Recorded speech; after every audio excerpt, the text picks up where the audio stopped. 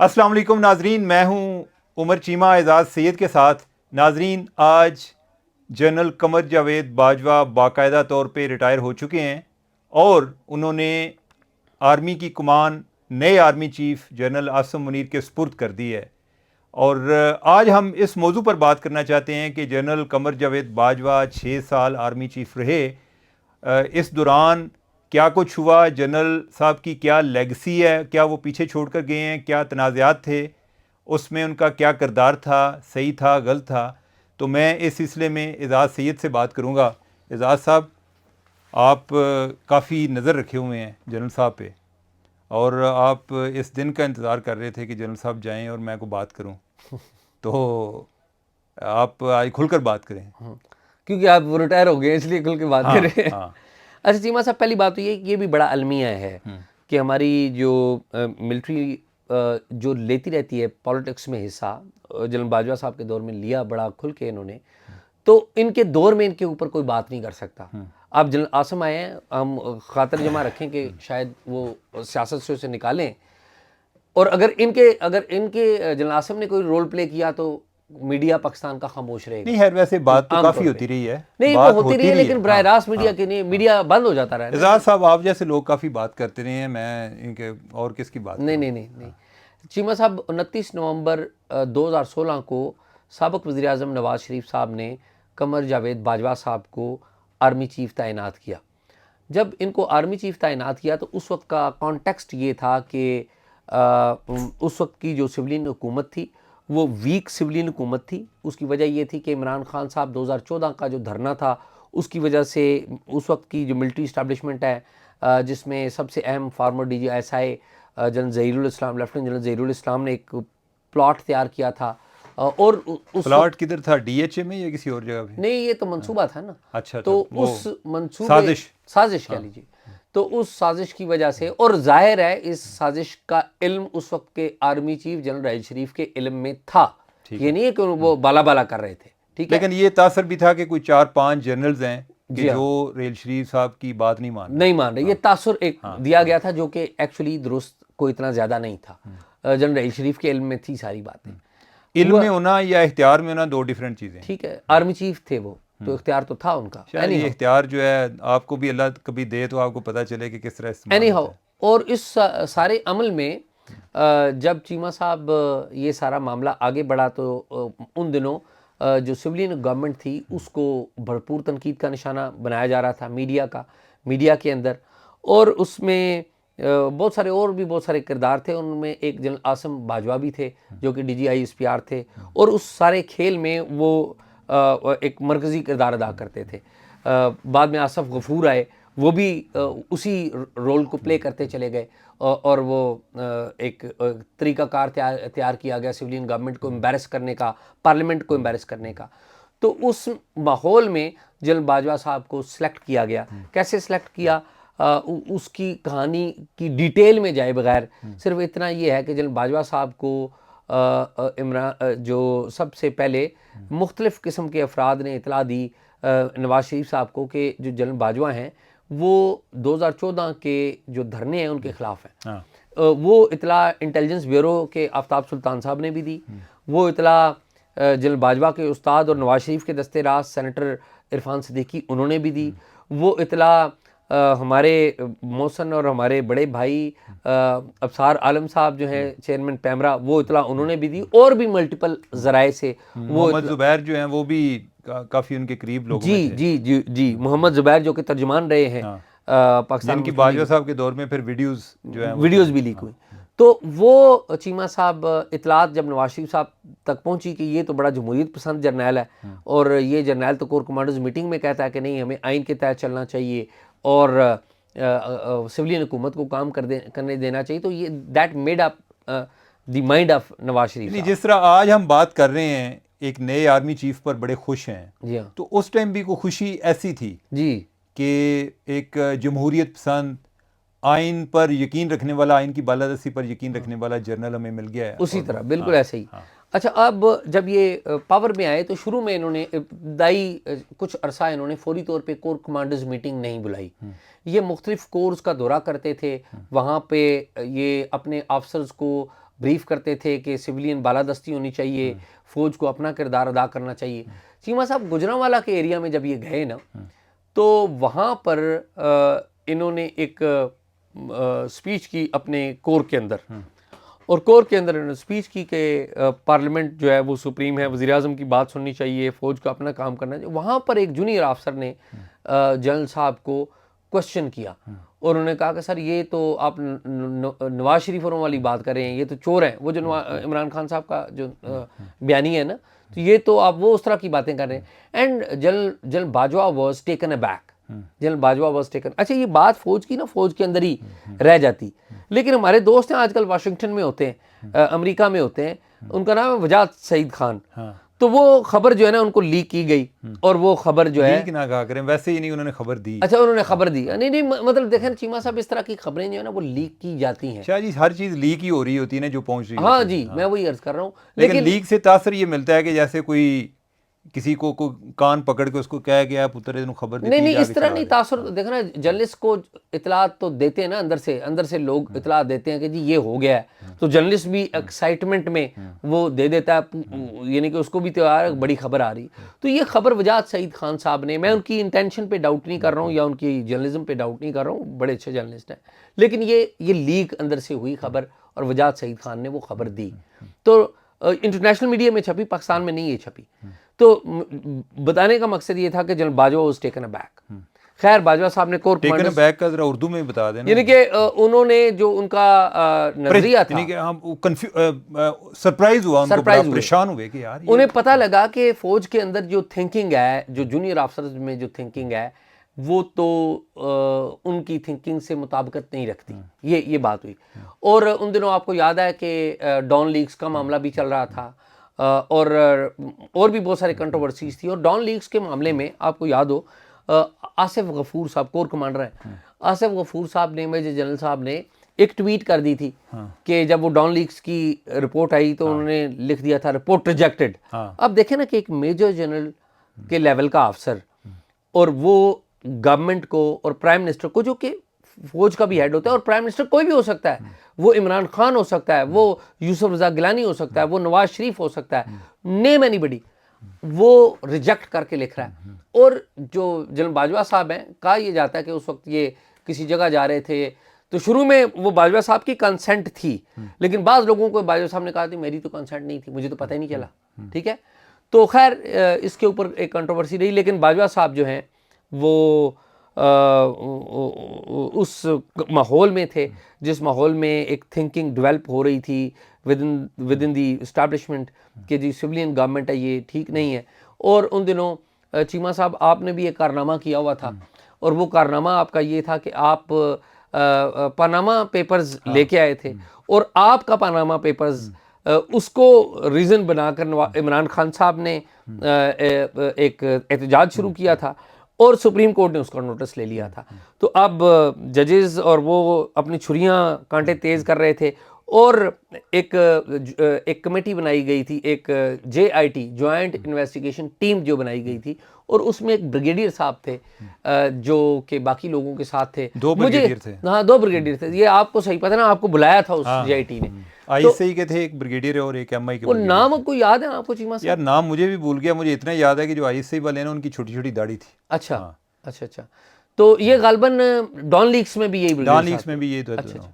तो बताया ये जाता है कि विद इन द सिस्टम ये एक अंडरस्टैंडिंग हो गई थी कि हमने ये जो रिपोर्ट है वो देनी सिविलियन गवर्नमेंट या नवाज शरीफ साहब के ख़िलाफ़ देनी है, और वो जो रिपोर्ट लिखने का जो बुनियादी किरदार था वो हमारे ब्रिगेडियर साहब का था, जो शरीफ आदमी है जिनका मेरे ख्याल इन्वेस्टिगेशन में उनका रोल था।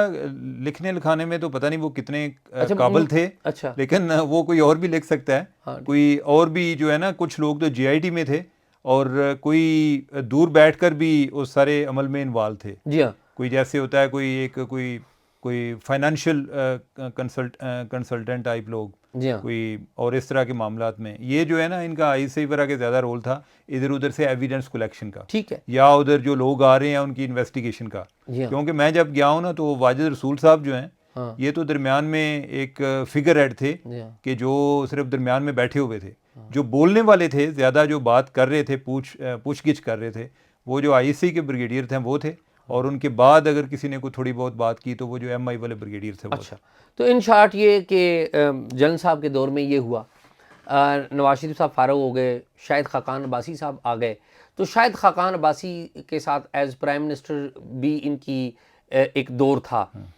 उसमें उसमें भी कहें कि नशेबो फराज थे, वो इस तरह से नशेबो फराज थे कि शायद खाकान अब्बासी ने एक टाइट रो पे चलना था। एक तरफ पार्टी की लीडरशिप थी और दूसरी तरफ ये थे, और उन दिनों आपको याद है डॉन लीक्स का वाक़या भी हो चुका था नवाज शरीफ साहब का। और डॉन लीक्स का वाक़या क्या था वो बात बताना बहुत ज़रूरी है। वो डॉन लीक का वाक़या ये था कि जो प्राइम मिनिस्टर हैं और प्राइम मिनिस्टर की जो सिविलियन कैबिनेट है वो मिलिट्री इस्टेब्लिशमेंट को ये कह रही थी कि जो मिलिटेंट ऑर्गेनाइजेशंस को ख़त्म करें, और उसकी खबर सिरिल अलमेडा साहब ने शाया की थी, और सिरिल अलमेडा को गद्दार करार दिया गया था, पीटीआई ने गद्दार करार दिया था, और फौज ने भी, इस्टेब्लिशमेंट ने भी, पीटीआई पूरा साथ शामिल थी। और मज़े की बात यह कि सिरिल अलमेडा साहब को आजकल इमरान खान से बहुत अच्छे लगते हैं। ठीक है, IK is coming। ठीक है, तो खैर ये वक्त गुजरा, फिर 2018 के इलेक्शंस आए, उन इलेक्शन से पहले हमें इतलात दी गई कि जी इलेक्शन में इन्वॉल्वमेंट हो रही है। कैसे इन्वॉल्वमेंट हो रही है? कुछ लोगों को, उम्मीदवारों को आर्म ट्विस्ट करके पीटीआई में शामिल किया जा रहा है, और इसमें ज़ाहिर फ्रंट पे तो आईएसआई थी और जनरल फैज़ हमीद थे, और फैज़ हमीद साहब को बहुत तनकीद का निशाना बनाया जाता है, लेकिन ये जनरल बाजवा की अप्रूवल के बगैर नहीं हो सकता। और जनरल बाजवा साहब ने जो अपनी स्पीच की है, और उसमें तो उन्होंने कहा कि जी वो आरटीएस बैठ गया तो उसका इल्ज़ाम ये लगाया गया कि इमरान खान साहब जो हैं वो सिलेक्टेड प्राइम मिनिस्टर हैं। ठीक है, जनरल बाजवा साहब ने, मैं समझता हूँ, तारीख के हक़ाइक़ के साथ ज़्यादती की है, और वो जाते जाते ये बातें ना करते तो ज़्यादा अच्छा था। जो उनका रोल रहा है वो हमारे सामने है। बड़े ब्लेटेंट तरीके से पॉलिटिकल अफेयर्स में मुदाखलत की गई, बड़े ब्लेटेंट तरीके से मीडिया की आवाज़ को बंद किया गया। चीमा साहब, आपको याद है, आपको और मुझे ट्विटर भी बंद करना पड़ा था, याद है ना आपको? और आपको ये भी याद है कि हमारी तो क्या सिचुएशन है, आपको ये भी याद है कि टेलीविज़न चैनल्स बंद हो जाते थे, और वो खाली कोई जियो न्यूज़ की बात नहीं मैं बता रहा, वो हम न्यूज़ भी बंद हुआ, वो और टेलीविज़न चैनल्स जब जियो न्यूज़ बंद हुआ था। अच्छा, उससे पहले मैंने एक स्टोरी की थी। मेरा ख्याल है कि मैं जो उसको देखता हूँ ना कि इश्यूज पहले चल रहे थे, दरमियान में होता है ना कोई एक वजह बन जाना। जी हाँ, उन दिनों में 18वीं तरमीम पर बड़ी बात होती थी। जी जी, तो मैंने एक लिखा कि एनाटॉमी ऑफ 18th अमेंडमेंट। ठीक है, तो वो उसमें मैं ये था कि जो 18वीं तरमीम है इसका आर्मी किस तरह अफेक्ट हो रही है। ठीक है, तो एक तो ये था कि हर चीज़ जो है जब अगर सूबों के पास चली जाती है तो मरकज़ में बैठकर आप इस तरह कंट्रोल नहीं कर सकते। दूसरा ये है कि जो अब आर्टिकल 6 है उसमें ना सिर्फ वो जर्नल जिन्होंने आइन को पामाल करके वो आते हैं, मार्शल लॉ लगाते हैं, उनका ही वो ट्रीज़न के मुर्तकिब नहीं होते गद्दारी के, बल्कि वो जजेस जो कि उनको वैलिडेट करेंगे वो भी गद्दारी के मुर्तकिब होते हैं। लिहाजा ये मार्शल लॉ वाला मामला अब इतना आसान नहीं रहा। वो इस तरह की बातें थी, तो उसको बेस बना के जियो बंद कर दिया। खबर न्यूज़ में छपी और जियो बंद।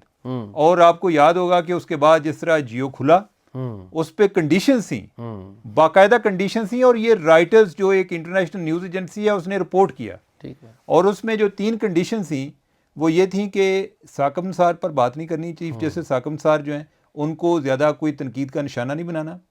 दूसरी ये थी कि इमरान खान जो हैं उनको हीरो बनाना है। तीसरा ये थी कि नवाज शरीफ को चोर बनाना है। अच्छा, इस पे उन्होंने ये बात की थी जो जियो वाले हैं कि उन्होंने कहा कि भाई आप अगर कोई एविडेंस से बात करेंगे तो हम वो चलाएंगे, हम सिर्फ एक प्रोपेगेंडा चैनल के तौर पे कि किसी को वैसे ही चला दिया कि चोर कह दिया उस तरह हम कह नहीं सकते।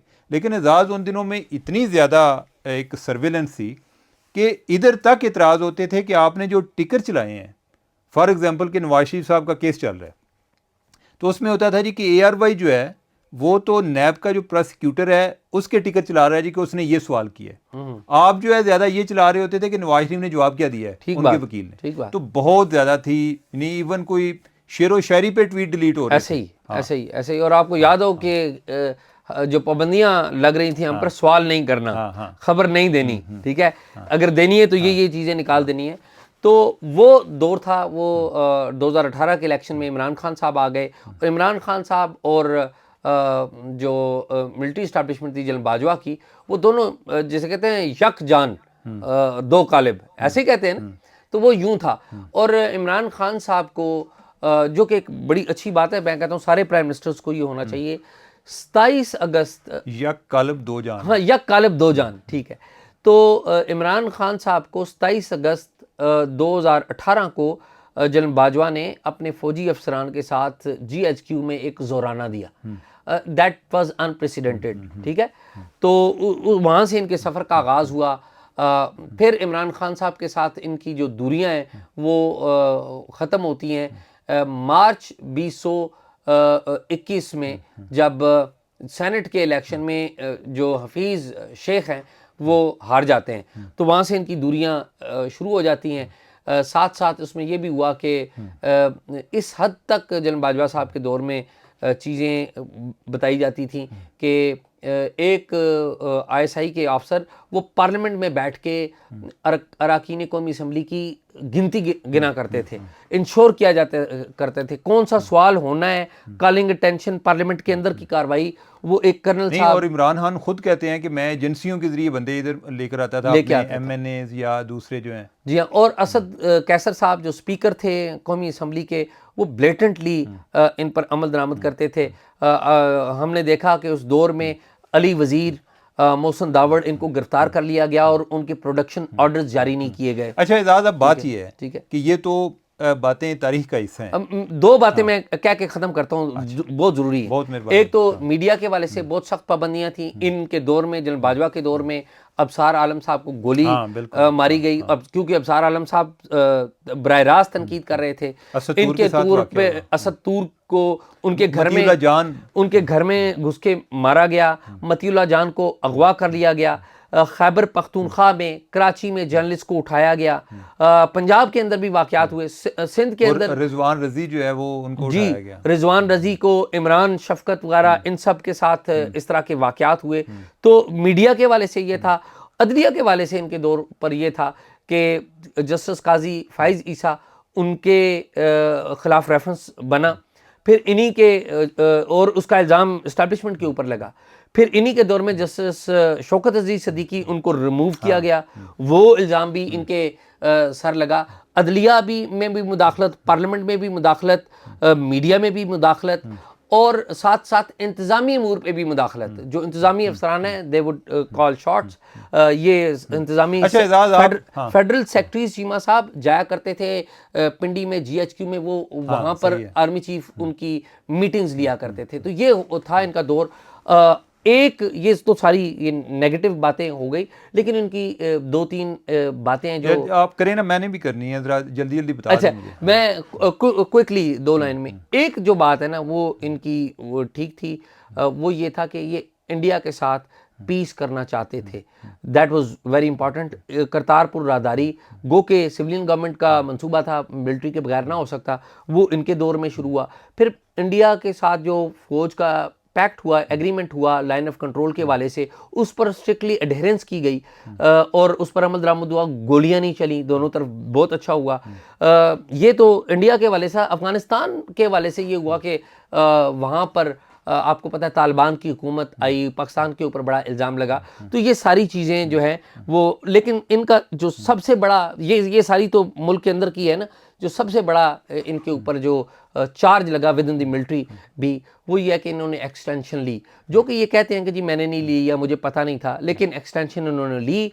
और फिर इमरान खान साहब के साथ अलहदगी हो गई, और फिर इमरान खान साहब के साथी जो हैं वो इनको तनकीद का निशाना बनाने। अच्छा, नहीं, दूसरे अल्फाज में ये है कि हारजा अमूर पर वो जनरल शांति थे, सुकून चाहते थे, ठीक है। और जो दाखिली अमूर है उधर वो पूरा एक रद्दुल फसाद वाला मामला, ज़रबे अज़ब चल रही थी।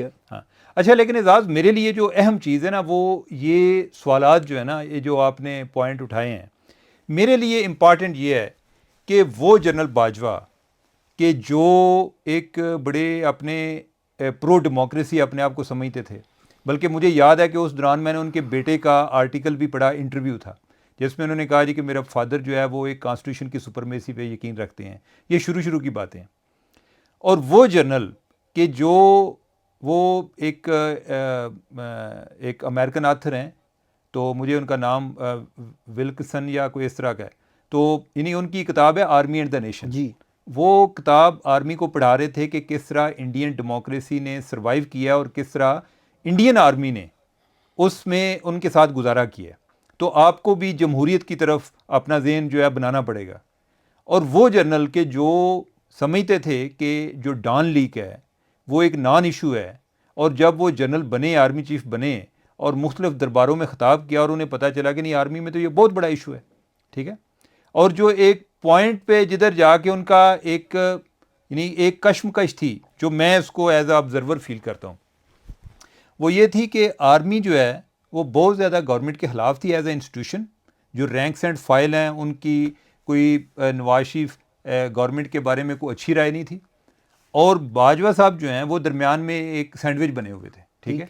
और फाइनली वो जो है उनका टिल्ट आर्मी की तरफ हो गया, अपना इंस्टीट्यूशन। हाँ, अपना इंस्टीट्यूशन। अब ये है कि आप ज़रा इमेजिन करें कि अगर वो नवाज शरीफ की तरफ रहते हैं तो वो खुद इनफेक्टिव हो जाते हैं, यानी कि उनका आर्मी पर भी कंट्रोल नहीं होगा और नवाज शरीफ के भी किसी काम नहीं होंगे।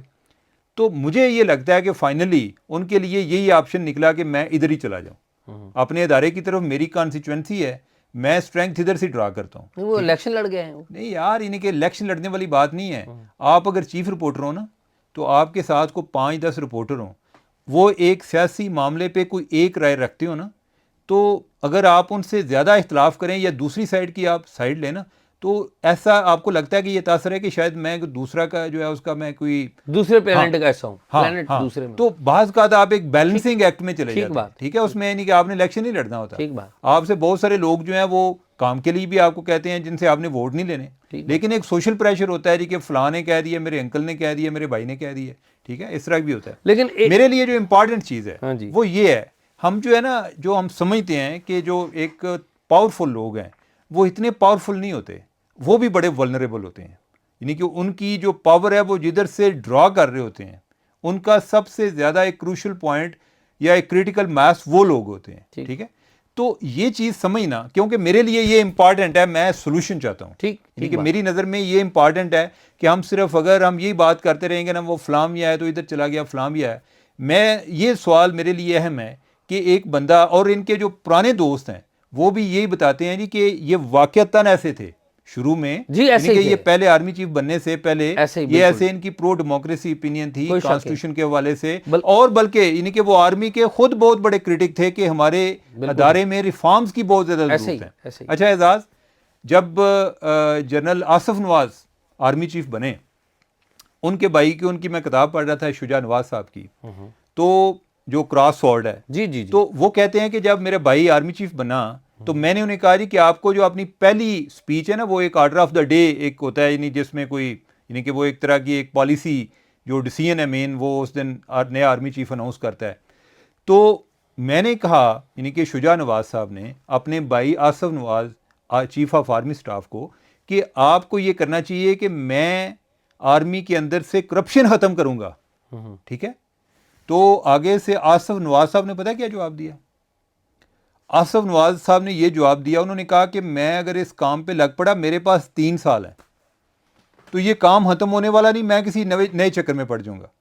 रिफॉर्म्स हर बंदा, हर अदारा और हर अदारे का सरबराह अपने से बाहर करना चाहता है, ठीक बात। ये ऐसे ही है कि जैसे कोई चीफ जस्टिस साहब हों तो वो रिमार्क्स दे रहे होंगे, ऐसे लगता है कि जैसे पूरे अदारे तबाह हो गए हैं और हमारी जुडिशरी बची है, ऐसे ही, ठीक है।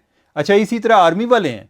अच्छा, उन्हीं जो जनरल आसिफ नवाज हैं, उनके बारे में मैं, जो अनवर सैफुल्लाह साहब हैं जो कि दामाद थे गुलाम इसहाक खान के, उनकी किताब में मैंने पढ़ा, उन्होंने कहा जी कि अगर मुझे बाबा ना रोके, बाबा जी से मतलब गुलाम इसहाक खान, तो मैं नवाज शरीफ को इधर GHQ बुलाऊं और इससे इस्तीफ़ा लूँ।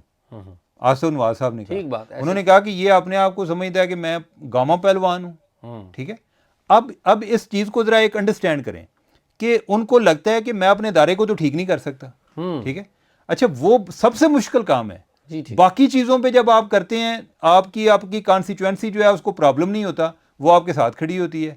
तो आपको लगता है कि मेरे लिए ये ऐसे ही है कि जैसे गवर्नमेंट आए तो उनको पता चले कि हमने इकानमी को ठीक करने के लिए हमें तेल की कीमतें बढ़ानी पड़ेंगी। अच्छा, वो समझते हैं जी कि हमारी जो कॉन्स्टिट्यूंसी है वो लोग हैं, तो वो लोग जो हैं वो वोट नहीं हमें देंगे, तो लिहाजा जिस तरह हम 5 साल गुजार सकते हैं या जितने भी दे रहा है या उस दौरान साजिशों का एक सिलसिला जारी होता है, तो वो कहते हैं कि हम अपने लोगों को नाराज़ करेंगे तो कल लोगों में जाना पड़ा तो किस तरह हम करेंगे।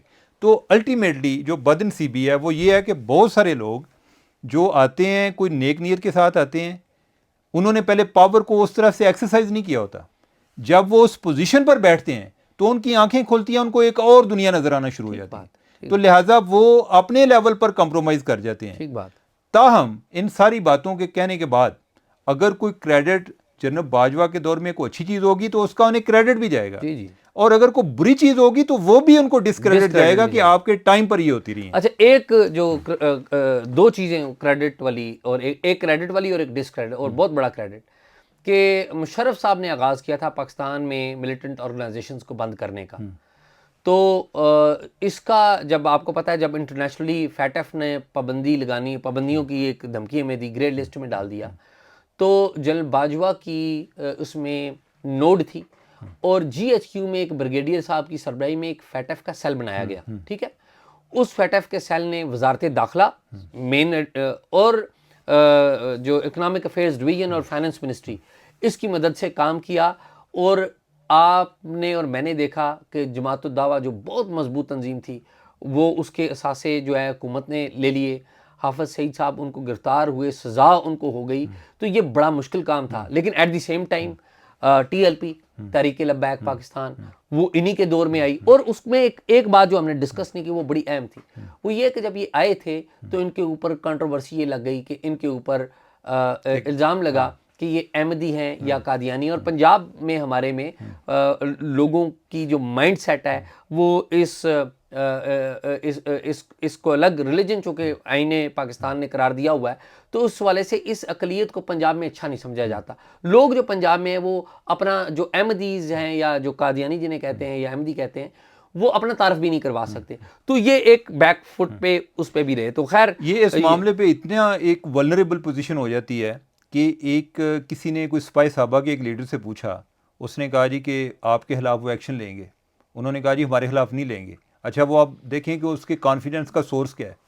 वो कहते हैं जी कि इनको जो इनके ईमान का फतवा तो हमने देना है ना, कि हमारे खिलाफ एक्शन लेंगे तो हम जो है वो फतवा वापस, वो सर्टिफिकेट वापस ले लेंगे। तो ये बड़ी एक ब्लैकमेलिंग भी होती है, बड़े अजीब से मामला होते हैं। लेकिन यही है कि ये आर्मी चीफ आपने एक दफ़ा बनना है, बाद में यही होता है कि आपकी वजाहतें होती हैं। अच्छा, इसमें ना दो चीज़ें और भी ऐड कर दूं। जनरल बाजवा का जहाँ पे जिक्र हो और जनरल एजाज अमजद का जिक्र ना हो, तो ये भी बड़ी ज्यादती है। इनके आर्मी चीफ बनने में एक जो रोल है वो जनरल एजाज अमजद का भी है कि उनका भी कोई नवाज शरीफ साहब से कोई ताल्लुक है, क्योंकि बहुत सारी जरियों से आ रहा था। लेकिन जब जनरल एजाज अमजद थे, एजाज अमजद भी जो जनरल बाजवा की जो पॉलिटिकल जो मामला थे ना, उनमें उनका भी एक बड़ा रोल हुआ करता था। वो भी सियासतदानों से मिला करते थे और लोग भी उनको अप्रोच करते थे, खुले डुले आदमी थे। मेरी भी एजाज अमजद साहब से अच्छा, वैसे एजाज मेरा ख्याल है कि जो एक आम परसेप्शन के बरक्स कि वो कोई इतने ज्यादा इंटरफेयरिंग नहीं थे। नहीं, इंटरफेयरिंग नहीं, लोग उनको आकर मिलते थे। जी, जी, जी। ऐसे ही है कि जैसे आप आर्मी चीफ लग जाएं और लोग मेरे पास आए कि ये एजाज का दोस्त है, ठीक है, तो कोई ज़रूरी नहीं कि आप जो है मेरी बात को इतना खातिर में लाएं। आपको याद है ना, वो जो हमारे एक कॉमन फ्रेंड है, उन्होंने एक वाक़या सुनाया भी था कि जब वो जनरल एजाज के पास गए और बड़ा क्रूशल वाक़या मसला था, ठीक है, तो उन्होंने कहा कि आप जनरल बाजवा से मैं के पास जाना है तो आप मेरे साथ चलें। उन्होंने कहा कि मैंने नहीं जाना, ठीक है। जब वो इसरार करके ले भी गए तो उधर मीटिंग में जनरल जो एजाज हैं वो फिर खिसक गए, वो अपनी बेटी के पास, यानी कि जो जनरल बाजवा की वाइफ हैं उनके पास चले गए। इस पे ना मुझे एक साबिक प्राइम मिनिस्टर ने मुझे बात बताई थी, तो मैंने उनसे पूछा कि जनरल एजाज अमजद का रोल क्या है, तो उन्होंने कहा जी जनरल एजाज अमजद जो है वो बड़े खुले डुले हैं, मिलते हैं। क्योंकि मुझे भी इस बात का एहसास था कि एजाज अमजद जो है ना, कोई भी उन्हें कॉल करे बड़े अच्छे और मेहमान नवाज, आप जाएँ तो वो मेहमान नवाजी करेंगे, अच्छी चाय पिलाएंगे, गप लगाएंगे। मेरे साथ भी उनके बड़ा अच्छा हुआ। तो एजाज अमजद साहब खुले डुले मिलते हैं, सबसे मिलते हैं। मरीम नवाज से भी मिले हैं एजाज अमजद, बिलावल से भी मिले, बिलावल भी उनसे मिलने गया, मरीम नवाज भी उनसे मिलने गई है, और इमरान खान साहब और शायद इनके करीबी लोग भी जाते रहे। अच्छा, अब उनका रोल क्या था वो एक अलग इशू है कि वो रोल प्ले कर सकते थे या नहीं थे, या करते थे या नहीं, एक अलग इशू है। लेकिन बाजवा साहब खुल के कहते थे आप मुझसे बात करें, आप मेरे ससुर के पास क्यों जाते हैं। और आपको याद हो ना, इमरान खान साहब ने अपने कुछ वजीरों को मुअत्तल कर दिया था, बल्कि हटा दिया था, इसलिए क्योंकि वो एजाज अहमद आतिफ और शहराम को। आतिफ और शहराम को। अच्छा, एक आखिरी बात मिलिट्री के हवाले से, with in the military, general Bajwa के दौर में मैं समझता सबसे बड़ा जुल्म जो हुआ वो ये हुआ कि जनरल असद दुरानी साहब ने एक किताब लिखी, और जनरल असद दुरानी साहब की किताब पर भी उनके ऊपर भी पाबंदी लगी, उनकी पेंशन भी बंद कर दी गई, उनका नाम ECL में डाल दिया गया। तो उसका नतीजा ये निकला कि अब फौज के अंदर जो हमारे सीनियर अफसरान हैं, जिनका बड़ा ज़बरदस्त तजर्बा है, उन्होंने दुनिया अपनी प्रोफेशन में अपने प्रोफेशन का बड़ा तजर्बा हासिल किया है, और बाज़ ऐसे लोग हैं, farmer ISI chief, farmer MI chief, farmer chairman joint chief of staff committee, बहुत सारे ओहदों पर। अब वो अपने मेमोयर्स नहीं लिख के दे रहे, और अगर लिख के दे भी रहे हैं तो वो पढ़े में GHQ में, मुझे ज़ाती तौर पे पता है एक बड़े सीनियर अफसर का, जिन्होंने अपने मेमोयर लिख के दिए हुए हैं, वो अप्रूवल की फेज़ में पड़े हुए हैं कि जी ये किताब छपे, तो एक वो भी लोगों में खौफ आया। और जनरल असद दुरानी को मैं समझता हूँ उनकी किताब में कुछ भी नहीं था, उनको गैर ज़रूरी तौर पे दबाया गया, वो भी हुआ। और इस सारे अमल में मेरे ख्याल में, और फ़ौज में जो इन्होंने कोशिश की कि जी हम फ़ौज के अंदर वो करते हैं, तथहीर करते हैं या उसको साफ़ करने की कोशिश करते हैं, या करप्शन या जो भी, तो फ़ौज के कुछ सीनियर अफसर्स भी थे जिनको सज़ाएँ मिली। एक लेफ्टिनेंट जनरल थे जावेद इकबाल, उनको भी इनके दौर में सज़ा मिली, जो अदालत के अंदर उनके ऊपर जो इल्ज़ामात आए। जनरल के बेटे को भी सज़ा मिली कि जिसने कोई एक्सटेंशन के खिलाफ लिखा था जी, और अदालत के अंदर जो जनरल जावेद इकबाल के खिलाफ जो चार्जेस आए हैं वो कोई इतने कोई जिसे कहते हैं ठोस नहीं है। हकीकत क्या है हमें नहीं पता, लेकिन वो कोई चार्जेस ऐसे नहीं है जिन पे उनको सजा मिलनी चाहिए। तो नाजरीन, आज का आपने प्रोग्राम देखा, कोई थोड़ा सा तवालत इख्तियार कर गया, लेकिन उसकी वजह यह है कि बाजवा साहब ने भी एक्सटेंशन ली थी। अगर वो 3 साल होते तो प्रोग्राम भी जल्दी ख़त्म हो जाता है, चूँकि 6 साल थे तो वो लंबा भी हो गया। तो उम्मीद है कि आपने बर्दाश्त किया होगा और आपकी कोई नॉलेज में भी इजाफा होगा। तो हमें इजाज़त दीजिएगा, अपनी दुआओं में याद रखिएगा, और प्रोग्राम की भी तशहीर आपकी ज़िम्मे है। इसको सब्सक्राइब करें जिन्होंने नहीं किया, और इर्द गिर्द भी इसको सर्कुलेट करें। तो अल्लाह आपका हामी नासिर हो, अल्लाह हमारा हामी नासिर हो। खुदा हाफिज़।